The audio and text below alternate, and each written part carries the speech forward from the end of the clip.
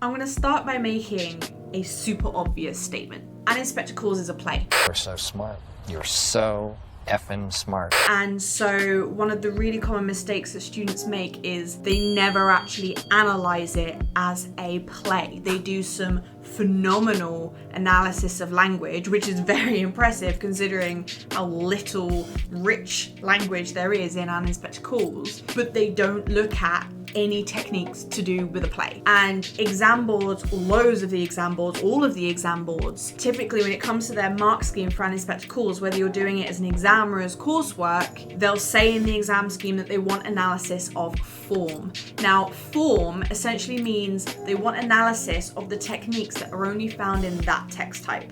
So if what you're studying is a poem, they want you to analyze poetic techniques. If what you're studying is a play, they want you to analyze dramatic devices. When I speak to students, they often feel quite confused by that term and they're not sure what you should be talking about and what you should say. So we're going to make sure you understand not just what the different dramatic devices are in An Inspector Calls, but from a English literature perspective, what you can be saying about them, how you can be analyzing them, how you can be using them in your essays. And in terms of how you can be using them in your essays, it's the same way you would use language analysis.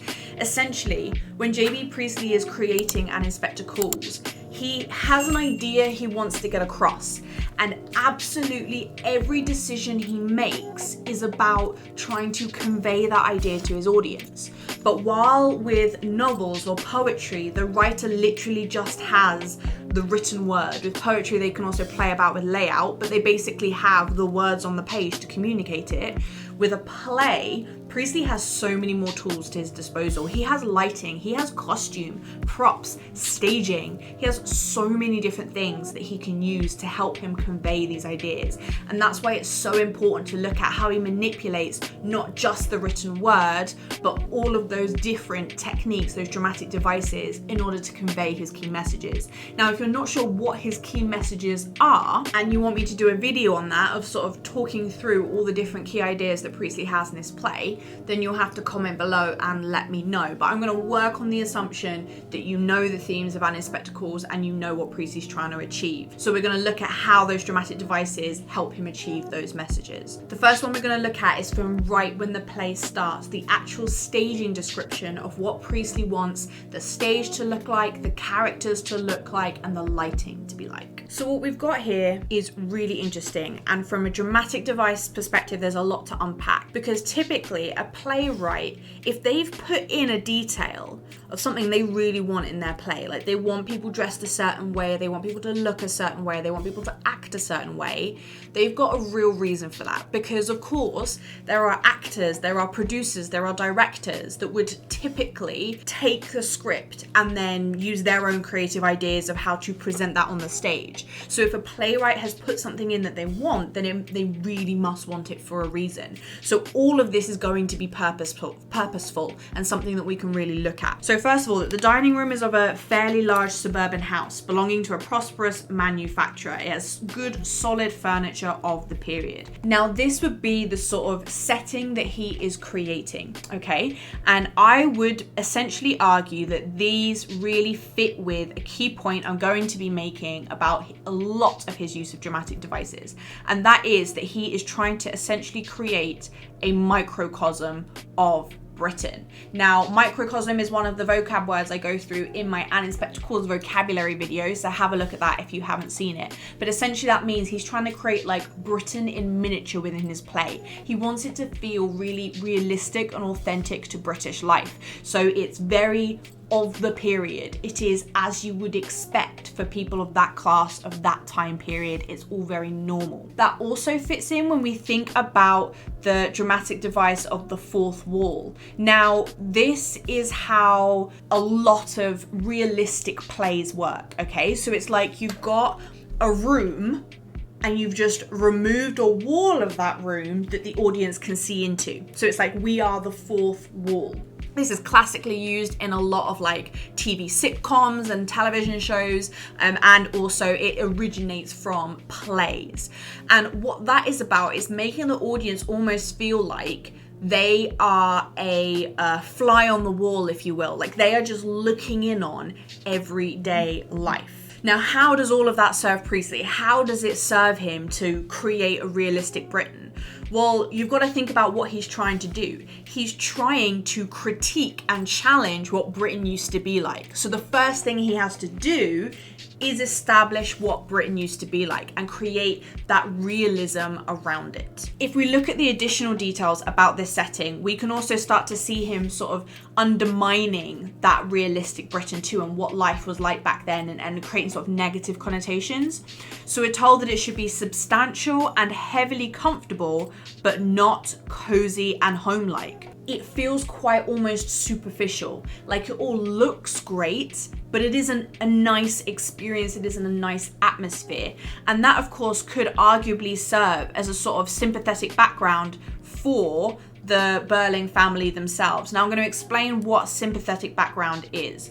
You know pathetic fallacy, right? I bet you know pathetic fallacy. Pathetic fallacy is when the weather symbolizes the emotions that we're seeing in the scene, right? So someone's really angry, there's a thunderstorm, someone's really sad, there are rain clouds.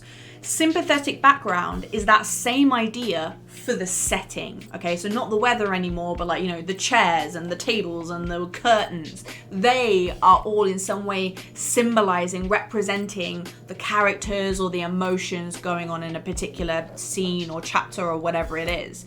In this case, it's essentially like their home is a metaphor for them. They are all about the way things look, they fit in with the time period, but there is nothing warm, there is nothing supportive about them. So they're not cozy and home-like. It's trying to start, if you think about how that's shaping audience opinion before anybody's opened their mouths when they're watching this as a play, they'll already feel a little bit of that perhaps sort of stiffness, coldness, lack of support that we're later going to find out really exists within this family. What he then says about if a realistic set is used, then it should be swung back. By doing this, you can have the dining table center, blah, blah, blah.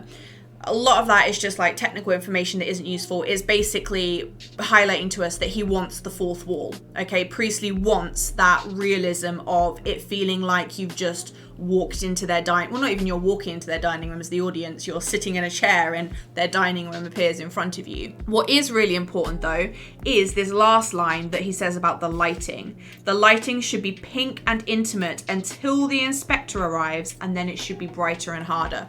So the pink and intimate before the inspector arrives, it really fits with that old saying about wearing rose-tinted spectacles. It creates, yes, an atmosphere of warmth, of happiness, of nostalgia, because remember, our audience are watching this in 1945 and it's set in 1912, so there might be an element of nostalgia for some of our audience, but also of things being, if you think of that saying of rose-tinted spectacles, of things being too good to be true. It's all sort of a performance, it's not authentic, it's not the reality yet. Meanwhile, for that lighting to change when the inspector arrives and becomes brighter and harder, thinking about what that can symbolize, it's of course that the inspector represents, you know, the truth coming out. He is going to get to the reality of what this family are like. He's going to get them to confess the things that they've done. He's like representing knowledge, truth, reality. And so with it being brighter and harder, it fits with this idea of the truth coming out and that being sort of difficult to deal with. So already Priestley has used the way the stage looks and the way the lighting is to have such deep metaphorical symbolic meaning, and you're going to be able to talk about that in your essays, because if you think about it, the lighting pink and intimate until the inspector arrives, that's a great thing to look at if you're writing an essay about the inspector and what that tells us about his role in the play. And that's something I'm going to be talking about in a bit, is, you know, the fact that all of the characters are dramatic devices because they are all symbols with a clear purpose in this play. But that's something you're going to be able to talk about. The symbolism of the staging and the fact that it is essentially a metaphor for the family and what it tells the audience about our family. That's something you're going to be able to talk about if you've got questions about the Burlings or how he presents the Burlings or anything like that. We then go to this next part of the description of staging where we get a sort of breakdown of the different characters, and again all of that is important in understanding our characters as the symbols that they are supposed to represent. And the symbols that they are supposed to represent, at least on one level, is again fitting with that microcosm. They are supposed to be almost archetypes for types of people that you would find in 1912 Britain. The costume is also interesting here because we're told that they're in evening dress of the period. Now, part of that is, of course, the fact that this is all taking place at dinner. But I think we have to ask ourselves, well, why did Priestley want it at dinner? My personal opinion is this description of them being in tails and white ties. They are dressed particularly fancily for dinner. Now, if you're a Downton Abbey fan, you're gonna know all about the distinction between dinner jackets and a tail and white ties, and you'll already be with me in knowing this. Oh, do you think I might have a drink? Oh, I'm so sorry. I thought you were a waiter. Those of you who aren't fans of Downton Abbey need to go sort that out right now, and then come and understand the fact that tails and white tie is the sort of fancier version of what you would wear to dinner in this type period. Dinner jackets is the slightly more casual version. So the fact that Priestley's gone through the effort to specify, I want them in tails, makes it clear that their costume was also incredibly important. And if their costume is important, we have to understand why it's important. What do those tails and white tie represent? Now, we could argue with the likes of Mr. Burling that it's his attempt to fit in with the upper classes, because they would typically wear the tails and white ties and dress more formally. But we could also argue that part of what Priestley constantly wants to have in our mind and constantly remind us of is the power and privilege that these people hold. And he can't do that by showing us the Burling's factory or Gerald's stately home, but he can do it by having them dressed to the nines, by having, you know, the ladies in their pearls and beautiful dresses and the men in their coattails, while they're hearing about a woman who was starving, friendless, penniless, had nothing and killed herself. So it's that juxtaposition between the story that the audience are hearing of a woman who was utterly desolate and what they are visually seeing of, remember that setting, the staging of the Burling family home, substantial, comfortable, the way they are dressed in their tails. It's that jarring of the two that helps to serve Priestley's criticism of these people, of capitalism, of class inequality. He really wants us to have their class at the forefront of our minds and never forget how much money they have visually through their costume. When we then look at the descriptions of the characters, as I've already said, they are all essentially archetypes of different types of people. So the fact that Mr. Burling is provincial in his speech. So provincial essentially has connotations of suggesting like you sound like you're from the country. So maybe you've got a northern accent, maybe you've got a Scottish accent, Welsh accent, Shropshire accent, whatever it is. You've got an accent that is not southern, received pronunciation, Queen's English, posh kind of accent. And the connotations of that, especially back then, would essentially be you're not wealthy, you're not aristocratic, you're probably working class. Because of course our aristocrats are wealthy, even if they were the Earl of Yorkshire or the Duke of Wales or whatever, they would have received such a quality education that they would have all sounded the same, regardless of where in the United Kingdom they were from. So him being provincial, what Priestley essentially is trying to suggest here is Arthur Burling could be a working class boy done good. He is someone who has climbed the ladder and now made himself successful. That's a really important part to his character, which if you've seen my video analysing his character, you'll know because I go through this quote in a lot of detail in that video. It's an essential part to understanding his character because it helps us understand, number one, the inherent insecurity we see him have constantly around Gerald, that he isn't good enough, he's new money, he needs to show he has power and superiority when he's around Gerald. It helps explain his insecurity. It also, if we're thinking of Priestley's messages, helps to highlight his hypocrisy. If he was someone who perhaps started from humbler beginnings and has made it and is now slamming the door behind him or, you know, kicking other people further down the ladder off, it's that hypocrisy of he doesn't want to give support and opportunity to people who perhaps were like him. Now, the reason I keep saying perhaps is because, of course, There's nothing outright explicitly said in this that Mr. Burling used to be working class. That's me inferring that from the word provincial. So make sure when you're writing about this in your essays, you are equally tentative. Provincial has connotations of this and therefore could suggest this about Mr. Burling's background. If that was the case, this is what it would tell us about Mr. Burling. Make sure you're just as tentative. We then get Mrs. Burling, and the key details about her are not just that essentially she's cold and emotionless, but also her husband's social superior. So again, that's clearly an important dynamic that J.B. Priestley wanted to have in the play. Mrs. Burling, as a dramatic device, is supposed to be representing those upper classes, the upper class women in particular. Meanwhile, her daughter, who is very pleased with life and rather excited, is your young upper middle class women. So Sheila is the archetype for the young women with wealth. Mrs. Burling is the archetype for the older women with wealth. And of course, so when we see the conflict between Sheila and Mrs. Burling, it links to that difference in the values they're being raised with. So Mrs. Burling, she's 50 in 1912. She was, of course, actually, her formative years were the Victorian era. So she's had more of those kinds of values.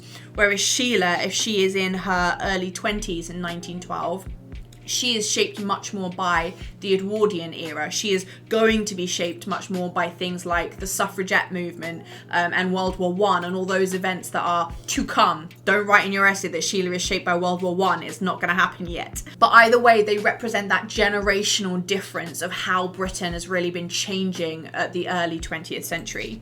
You then, of course, got Gerald Croft, who is our dandy, but very much the well-bred young man about town. So he's supposed to be the archetype for the upper class. So dandy, is really hard to try and explain what a dandy is because it's such a culture to that time specific concept.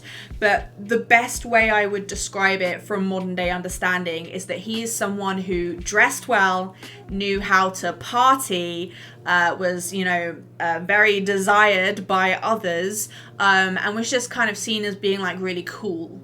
The fact, though, that he is also well-bred, that's your classic phrase used with the upper classes. He comes from a good family, an aristocratic family.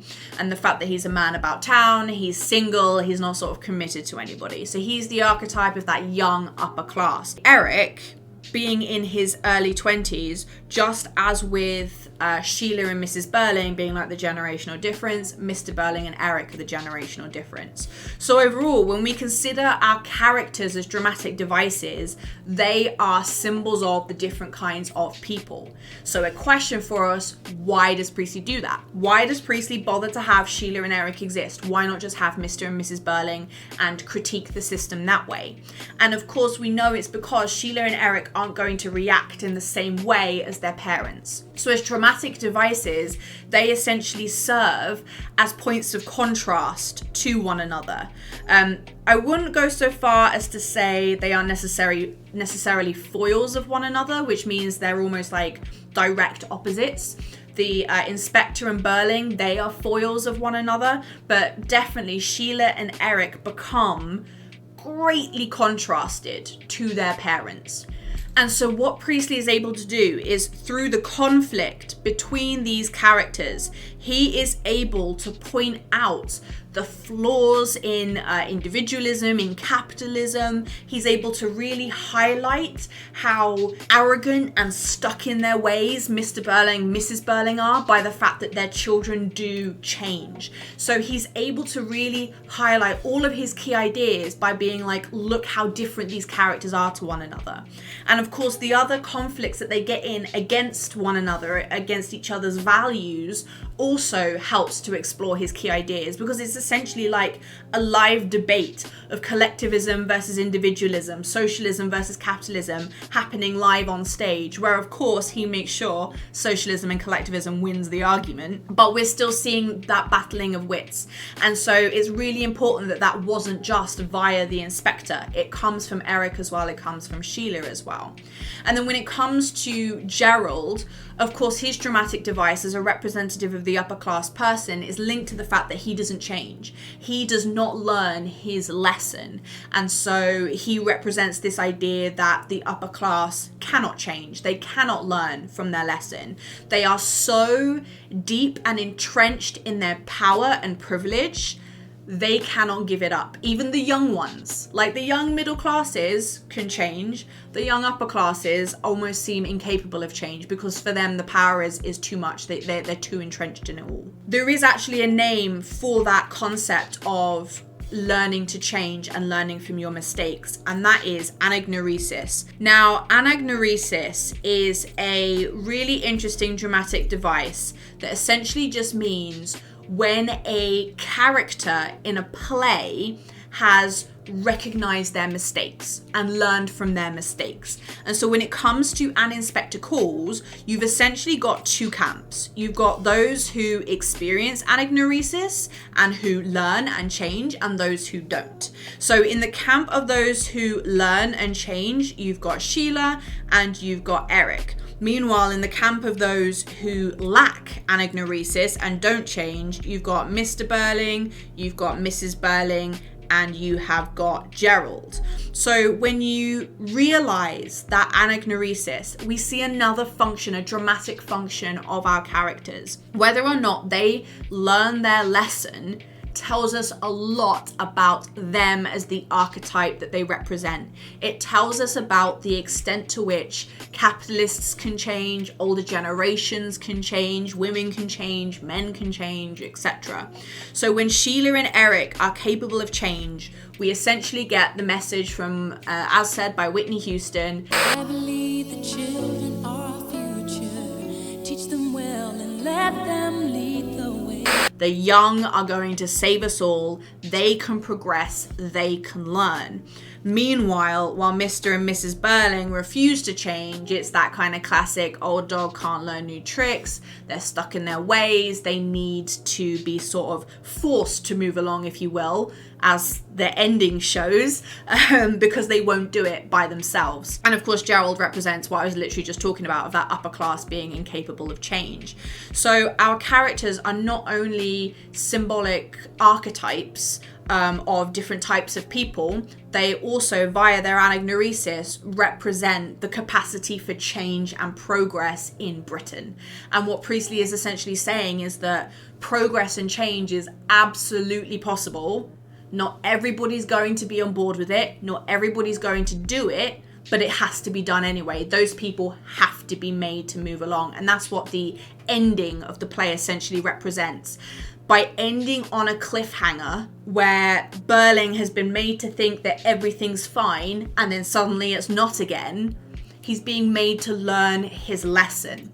He's being made to realise, as the inspector said in his final speech, you know, you'll have to learn it in fire and blood and anguish. He's being forced, right, you didn't learn before? Let's make you go through it all over again until you learn. So if you're looking for more detail of analysing the ending of An Inspector Calls, you need to go have a look at my video, because I've literally made an entire video just analysing that ending. But the key thing to understand about the ending right now, from a dramatic device perspective, and why Priestley ends the play on a cliffhanger, is that it's about needing to learn your lesson. You need to learn from your mistakes. You need to change. You need to have this anagnorisis. Of course, there's another classic way that the characters are used. They're not just representing archetypes of different groups of people in Britain. They are representing ideologies, viewpoints, stances. So if we do a little run through of all the different characters and what they represent. Let's start with Mr. Burling. Now, you're going to have finished this sentence before I've even written it down, because you know the answer to this, I have no doubt. He symbolises capitalism and he symbolises individualism. Meanwhile, the inspector is essentially the opposite. The inspector represents socialism and collectivism. Mrs. Burling, yes, she is also an individualist, but I would also argue that she represents Victorian morals. So that sort of Victorian morals way of how you judge women, the sort of, you must be a model of Christian values, but there's also a little bit of hypocrisy in how you follow those values, the way she views the role of women in the home and that kind of thing. When it comes to Eric and Sheila and the ideologies they represent, it becomes a little bit more complicated because, and again, you'll know this if you've watched my videos on these characters, when the play starts, before the inspectors appeared, they agree with their parents. Their way of viewing the world, their way of thinking about the world is with their parents. By the end of the play, their way of thinking about the world, their way of viewing the world is much more in line with the inspector. So in some ways, they don't present a sort of set ideology already. They present, again, that sort of youthful ability to learn and change your mind and to have different points of view. If anything, what they represent is, at the beginning, the influence that our parents can have on us, and then later on, the way we can start thinking for ourselves and develop our own views. That being said, I think although they don't have clear-cut political ideologies, I think they do have clear-cut gender ideologies. Eric is, some would argue, modern-day toxic masculinity, but certainly he is a symbol of men, masculinity, how men must behave. So it's that sort of complexity around the way that he treats Ava. This would be true of Gerald as well. All of the men are symbols of men in this play. Same to all of the women are symbols of women. But definitely for Eric, it's a big thing with his relationship with Ava and the way that he behaves. He represents that sort of masculinity. You've also got Sheila, who absolutely is designed to be as a contrast to Ava as women, and in particular the sort of roles and experiences of women according to class. Now that has a name, and it is called intersectional feminism. Now Priestley would not be familiar with this term of intersectional feminism. I'm just going to put that straight out there. I'm pretty sure the concept of intersectional feminism as a sort of term wasn't really established until long after An Inspector Calls was written. Nevertheless, it's still what he's looking at. He's essentially looking at how class and gender intersect. That is what intersectional feminism means. Like if you think about an intersection in a road, it's two roads crossing over each other. Intersectional feminism is that question of what happens when you take the sexism that a woman experiences and combine it with another form of discrimination that they experience because of some other aspect of their identity, whether that be sexism and homophobia, sexism and racism, sexism and ageism, sexism and ableism, whatever it is, it's that intersection between, obviously potentially more than two, but at least two different forms of prejudice. So what we've got here is an exploration of the fact that Sheila is middle class, Ava is working class, but they're both women, they're both young. What are the similarities in their experiences and what are the differences? Both of them are treated terribly by men in that they're sort of objectified, not taken seriously, but they also have incredibly different life experiences as a result of their class. So as a dramatic device, for both Ava and Sheila, their class and their gender are incredibly important to what they symbolize. The question of whether J.B. Priestley is a feminist and making a feminist argument is a whole other debate for a whole other, I don't even think I'm going to make a video. We can just discuss it in the comments. But I would argue that he is not suggesting sexism and gender is the sort of bigger discrimination, the worst impact here. I would argue he's obviously highlighting the mistreatment of women. There's no doubt about that. He's pointing out the problem of gender inequality, but more in just a sense of we need to be more equal in general. All equality of all kinds is necessary. And actually what he seems to suggest is that when you take two women, there is still going to be a massive difference in their experience caused by class, because class is essentially the root of all evil. Class is the problem. So in terms of what Ava and Sheila symbolize, class, gender is everything, and they are sort of studies in the treatment of women and how that varies according to class. So when it comes to talking about our characters as symbols, what you're able to talk about here is obviously potentially huge and completely dependent on the question that you're dealing with. But in all cases, you're able to essentially talk about how Priestley uses that character as a tool.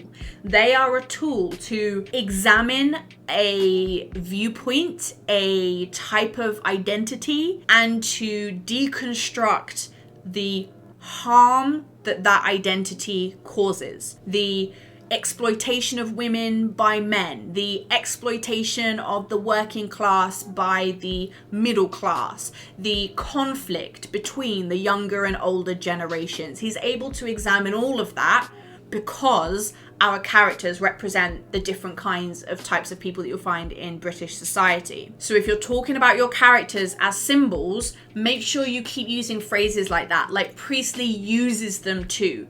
They are tools, they are dramatic devices for Priestley to do this, rather than just being like, Eric is a man and men are like this. Make sure you're making it really explicit that they're being used as tools. The next thing I want to talk about is still linked to the characters, specifically of Mr. Burling and the Inspector, because they both have dramatic monologues, and inside of both of those monologues is dramatic irony. So if we start off with Mr. Burling and his monologue. Now his monologue comes right at the start of the play. I've only got this chunk of it because it's quite long and he gets interrupted by other characters multiple times. But this is the part that is, particularly powerful with the most dramatic irony in it anyway. So the significance of his monologue, we've already established he is a symbol of middle class men and capitalistic and individualistic ideologies. And if we think about what I was saying before about the fact that at the opening of the play, J.B. Priestley is essentially trying to create a realistic status quo. This is Britain of 1912.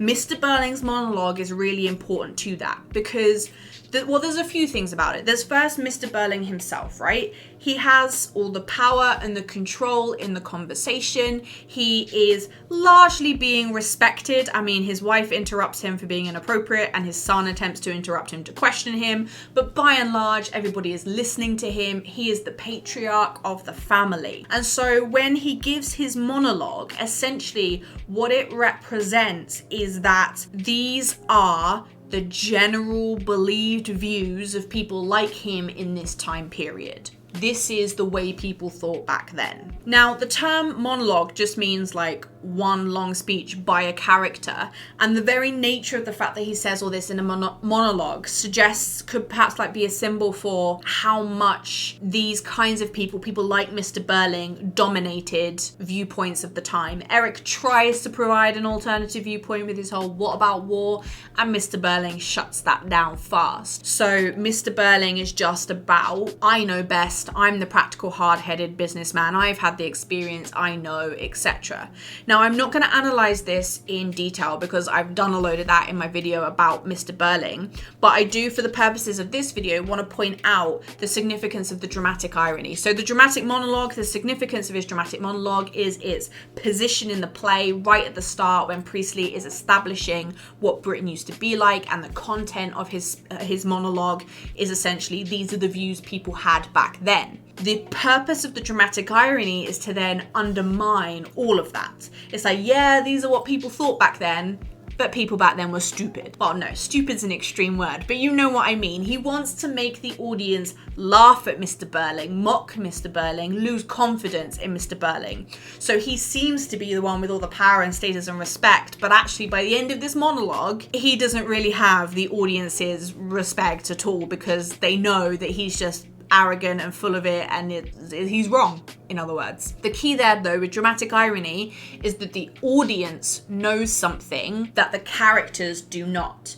So, of course, what Priestley is taking advantage of is the fact that it's 1945, it's 1946 when this play is being performed for the first time. All of these characters, on the other hand, are in 1912. World War I hasn't happened yet, World War II hasn't happened yet, the Great Depression, the Titanic sinking, none of that has happened yet.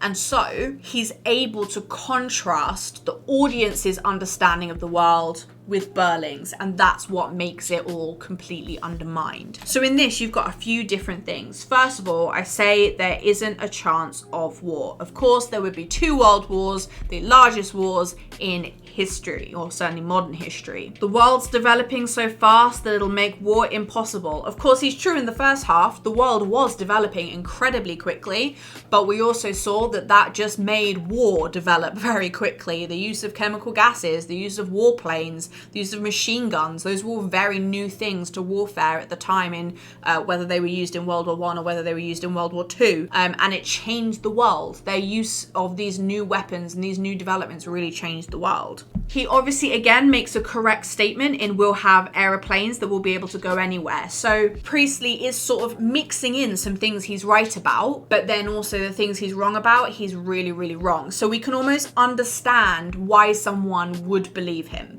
You know, he's not being utterly ridiculous. He's not being like, oh, in 10 years time, aliens will be here and we'll be best friends with the aliens and we'll be going to space and all that kind of stuff. He is being plausibly realistic. That's the key thing. His monologue has to be plausible. It has to be plausible that somebody would believe him and trust him and respect what he has to say. And it's just thanks to the subtle dramatic, well, it's not subtle dramatic irony, it's really obvious dramatic irony for our audience. But because of that dramatic irony, that's the thing that's sort of the realistic dramatic irony. There we go. The realistic dramatic irony that is undermining him. The next one you've got, again, I shouldn't have said it was subtle. It's not subtle. The Titanic sails next week and is unsinkable, absolutely unsinkable. I mean, it sank. The next key bit where Priestley is, again, incredibly unsubtle. In 20 or 30 years' time, let's say in 1940, Priestley is like, okay, audience, have you got it yet? I'm talking about now. I'm comparing to now. And so in case the audience haven't figured it out yet, let me refer to the decade that we're in right now, just in case the audience aren't getting it. And so he's forcing the audience to really think about 1940s versus time back in 1912 and how things have changed. And the fact that Mr. Berling's belief that by that time you'll be living in a world that'll have forgotten all these capital versus labor agitations and all those silly little war scares could not be further from the truth. The Labour Party are winning their first landslide victory. I can't remember if it's like just before or just after the play is produced. And of course they have not remotely forgotten all about the silly little war scares. There is real damage all across the United Kingdom caused by the Blitz and all the various bombings, and of course the huge amount of death amongst the male population in particular, and the fact that there is not going to be peace and prosperity. There is going to be uprisings, there's going to be war, there is going to be a Great Depression, there is going to be rapid progress, that's true. But it again gets undermined when he then says, except of course in Russia, because the dramatic irony there is that Russia is going to become the Soviet Union and is on track to become one of the world's superpowers. So the power of this monologue, especially with it being right at the start of the play, is that Priestley is able to set up his realistic Britain, set up his convincing Britain, but also really start his criticism of it all. Before the inspectors even arrived, it's all being undermined. And by undermining it before the inspector arrives, that then means that once he does arrive and the inspector starts to provide a much more progressive viewpoint, the audience is also in turn more receptive to that. Not just because things in Britain were more collectivist, more socialist in 1946 anyway, but because they've already been able to see the sort of flawed thinking, the hypocrisy, the hubris of capitalists and individualists like Mr. Berling.